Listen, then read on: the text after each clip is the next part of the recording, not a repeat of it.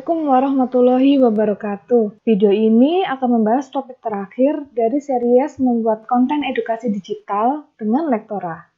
Publikasi adalah hal yang penting dari proses pembuatan sebuah konten atau media.